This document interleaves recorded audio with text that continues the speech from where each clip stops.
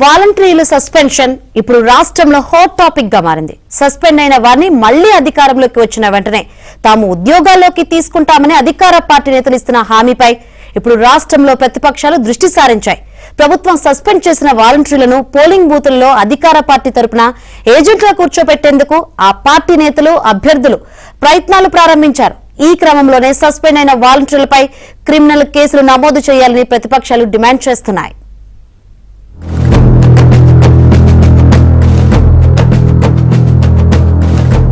రాష్ట్రంలో ఎన్నికల ప్రవర్తన నియమావళి అమల్లోకి వచ్చిన తర్వాత అధికార పార్టీతో అంటకాగడమే కాకుండా అభ్యర్థులకు ప్రచారం చేస్తున్న వాలంటీర్లు, ఇతర ప్రభుత్వ ఉద్యోగులను ఎన్నికల కమిషన్ ఆదేశాల మేరకు జిల్లా ఎన్నికల అధికారులు సస్పెన్షన్, డిస్మిస్ చేస్తున్నారు. కొంతమందిపై ప్రజా ప్రాతినిధ్యం చట్టం కింద కేసులు కూడా నమోదు చేస్తున్నారు. పలు జిల్లాల్లో అధికార పార్టీ అభ్యర్థులకు వాలంటీర్లు నేరుగా వెళ్లి ప్రచారం కూడా చేస్తున్నారు. ఈ విజువల్స్ తో పాటు ఫోటోలను ఎన్నికల కమిషన్ కు పంపుతుండటంతో ఇప్పుడు వ్యవహారం ఈసీ వద్దకు చేరింది. అదేవిధంగా అధికార పార్టీ అభ్యర్థులు అనేక ప్రాంతాల్లో వాలంటీర్లతో సమావేశాలు ఏర్పాటు చేసి వారికి గిఫ్ట్లు కూడా ఇస్తున్నారు. వాలంటీర్లు కూడా తమ వద్ద ఉన్న 50 ఏళ్ల డేటాను అధికార పార్టీ అభ్యర్థులకు చేరవేస్తున్నారు. తమ పరిధిలో ఉన్న 50 ఏళ్లలో ఎవరు అధికార పార్టీకి అనుకూలంగా ఉన్నారు, వ్యతిరేకంగా ఉన్నారో కూడా వివరాలను అందించడమే కాకుండా వారి మొబైల్ నెంబర్లను కూడా ఇస్తున్నారు. మరికొంతమంది అభ్యర్థులు వాలంటీర్లకు 2 నెలల పాటు నెలకు 20 నుంచి 30 వేల రూపాయల చొప్పున అదనపు జీతం కూడా అందిస్తున్నారు. వారి ద్వారా ఓటర్లకు డబ్బులు పంపించే ప్రయత్నాలు కూడా జరుగుతున్నాయి. ఈ అంశాలన్నింటినీ కనిపెట్టిన ప్రతిపక్షాలు వాలంటీర్లపై నిఘా పెట్టాయి. సి విజిల్ యాప్ ద్వారా కమిషన్ కు ఫిర్యాదు చేస్తున్నారు. వాలంటీర్లను ఎన్నికల ప్రక్రియతో సంబంధం లేకుండా చేయాలని రాష్ట్ర ఎన్నికల కమిషన్ మాజీ కమిషనర్ నిమ్మగడ్డ రమేష్ కుమార్ శనివారం కేంద్ర ఎన్నికల కమిషన్ ను కలిసి పలు సూచనలు చేసినట్లు చెప్పారు.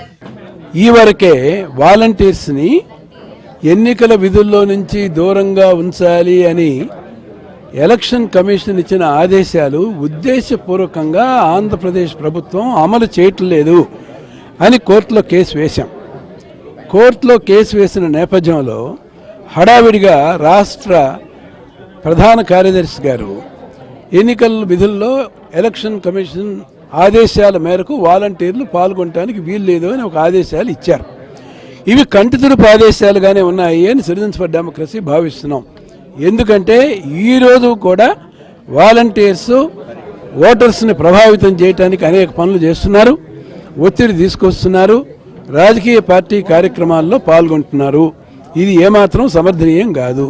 ఎలక్షన్ రోజు వాలంటీర్స్ని సెక్వెస్టర్ చేయాలి అంటే వీరు ఎక్కడి కదలికల మీద పూర్తి నిఘా పెట్టి వారిని విలేజ్ అండ్ వార్డ్ సెక్రటేరియట్కి మాత్రమే పరిమితం చేయాలి అని చెప్పేసి సిటిజన్స్ ఫర్ డెమోక్రసీ భావిస్తుంది. అలా గనక చేసినట్లయితేనే స్వేచ్ఛాయుత ఎన్నికలు ఆంధ్రప్రదేశ్లో జరుగుతాయి.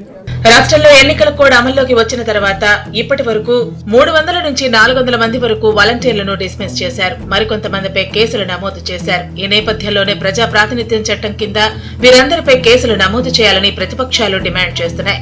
వీరిని పోలింగ్ బూత్లలో ఏజెంట్లుగా కూడా అనుమతించకూడదని కేంద్ర ఎన్నికల కమిషన్ కు లేఖ రాశాయి. ఇప్పటికే కేంద్ర ఎన్నికల కమిషన్ వాలంటీర్లను, కాంట్రాక్టు ఉద్యోగులను ఎన్నికల ప్రక్రియకు దూరంగా ఉంచాలని ఆదేశాలు జారీ చేసింది. రాష్ట్ర సీఈఓ కూడా చీఫ్ సెక్రటరీకి ఇచ్చిన ఆదేశాల మేరకు అన్ని జిల్లాల కలెక్టర్లను, వాలంటీర్లను దూరంగా ఉంచాలని ఆదేశించారు. నిబంధనలకు విరుద్ధంగా ఎవరైనా వ్యవహరిస్తే వారిపై వెంటనే చర్యలు తీసుకోవాలని కూడా చీఫ్ సెక్రటరీ ఆదేశించారు.